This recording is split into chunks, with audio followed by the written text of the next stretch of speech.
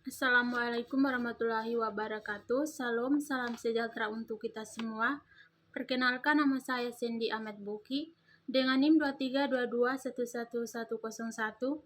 Saya mahasiswa Universitas Muhammadiyah Kupang, Program Studi Pendidikan Bahasa dan Sastra Indonesia kelas A semester 4. Pada video kali ini, saya akan memberikan pandangan saya terkait novel tentang 1000 Kunang-Kunang di Manhattan, karya Umar Khayyam.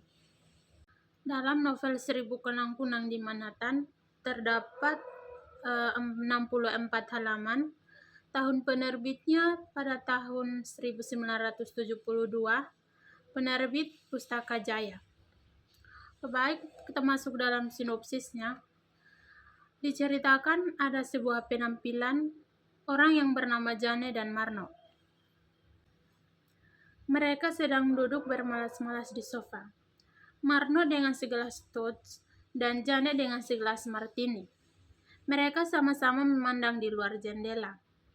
Mereka berdebat tentang bulan. Jane menganggap bulan itu berwarna ungu, namun tidak dengan Marno. Tidak putus asa, Jane tetap bersikeras untuk meyakinkan Marno. Marno berdiri ke depan untuk mengambil air serta es ke dalam gelasnya. Setelah itu, ia kembali ke sofa di samping Jane. Kepalanya terus terasa tidak enak. Jane ingat dengan Tommy, bekas suaminya dahulu. Ia bertanya kepada Marno, bagaimana Alaska? Kondisi dan hawa di Alaska. Jane juga berkata bahwa Tommy sekarang di Alaska. Marno berdiri berjalan menuju radio lain, pergi berdiri di dekat jendela. Langit bersih waktu itu, kecuali di sekitar bulan. Beberapa awan menggerombol di sekitar bulan hingga cahaya bulan jadi muram karenanya. Di tenggorokannya, kepalanya ke bawah dan satu belantara pencakar langit tertidur di bawahnya. Sinar bulan yang lembut itu membuat seakan-akan bangunan-bangunan itu tertidur di dalam kedinginan. Rasa senyap dan kosong tiba-tiba merangkak ke dalam tubuhnya. Jane ingat beberapa tahun yang lalu, ia pernah dikirim oleh Tommy boneka India dari Oklahoma, yang ternyata ketika Jane bercerita kepada Marno sudah pernah mendengar cerita itu. Baik, kita masuk dalam unsur-unsur intrinsik dalam novel 1000 Kunang-Kunang di Manhattan. Unsur yang pertama adalah tema. Tema dalam cerita ini adalah tema sosial dengan sedikit unsur tema egois.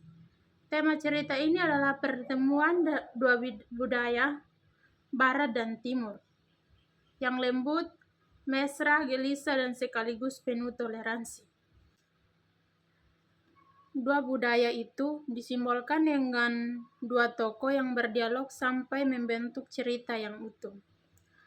Adapun unsur egoisnya adalah Marno menolak menjadi orang Barat sepenuhnya, dan Jane juga tidak menjadi orang Timur. Unsur yang berikutnya adalah tokoh dan penokohan. Ada dua tokoh dalam novel tersebut, yaitu Marno dan Jane. Marno ditokohkan sebagai orang yang memegang teguh budaya, sentimental dan terikat pada norma budaya Timur. Sedangkan Jane adalah perwakilan budaya Barat, yang liberal dan tak acuh pada keterikatan yang bagi orang Timur dianggap wajib. Marno yang perasa dan sentimental terlihat dari kutipan berikut. Marno tidak menjawab karena tiba-tiba saja dia merasa seakan-akan ada di dekat-dekat dia di Manhattan malam itu. Adakah penjelasan bagaimana satu bayang-bayangan yang terpisah beribu-ribu kilometer bisa muncul begitu pendek? Marno dalam cerpen ini juga terikat pada norma ketimuran. Meski dia juga mengeluruskan diri dengan modernitas dan keberatan Jane hingga menjalin cerpen yang utuh dan lembut. Keterikatan Marno tergambar saat dia menolak ajakan Jane untuk berhubungan badan dan Marno diam sebentar kemudian ditepuk-tepuknya tangan Jane. Sudah tentu tidak, Jane. Sudah tentu tidak. Sedangkan Jane adalah cerminan budaya barat. Dia melakukan apa yang bagi budaya barat sudah biasa. Dia mabok bersama Marno, mencerancam tentang hal-hal sehari-hari dan pengalaman baratnya. Serta lupa akan status perkawinannya. Janet lupa sudah cerai atau belum. Apapun tetapi menghormati ketimuran Marno. Tokoh-tokoh peravai yaitu Tommy atau suami atau bekas suami Janet, istri Marno, lalu penjaga lift kantor Tommy. Unsur yang berikutnya adalah latar. Yang pertama, latar tempat. Latar tempat ini bertempat di apartemen Janet. Penjelasannya terdapat pada kutipan berikut. Sebuah pesawat jet terdengar mendesau keras lewat di atas bangunan apartemen Janet. Jet ke barat. Janet mengutuk sambil berjalan terhuyang ke depan. Yang kedua adalah latar waktu. Cerita ini berlatar pada malam hari. Dijelaskan dari awal cerita, dari dialog Marno dan Janet yang mendebatkan bulan dan bulan muncul di malam hari. Yang ketiga adalah latar sosial.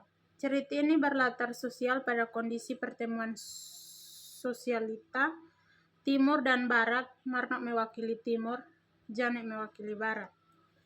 Unsur yang berikutnya adalah latar.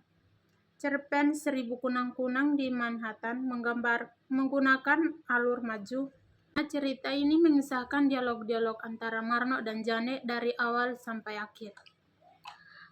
Sedang dari segi kualitas alur, cerpen ini bisa diklarifikasikan beralur campuran, karena dialog antara Marno dan Janet membicarakan apa saja tentang Marno, Janet, mantan suami Janet, dan lain-lain. Sedang pada akhir cerita, cerpen ini beralur terbuka, diakhiri ketika Marno pergi setelah berpamitan pada Janet. Unsur yang berikutnya adalah sudut pandang. 1000 Kunang-Kunang di Manhattan diceritakan dari sudut pandang orang ketiga, sehingga pembaca dapat melihat cerita dari sudut pandang yang objektif. Unsur yang berikutnya adalah gaya bahasa.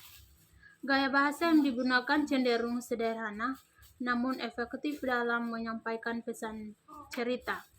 Penulis juga menggunakan bahasa yang kaya akan imajinasi dan kiasa untuk menggambarkan suasana dan perasaan karakter. Oke, baik, mungkin hanya ini penjelasan dari saya. Kurang lebihnya mohon dimaafkan. Sampai jumpa di video kali ini. Assalamualaikum warahmatullahi wabarakatuh. Salam.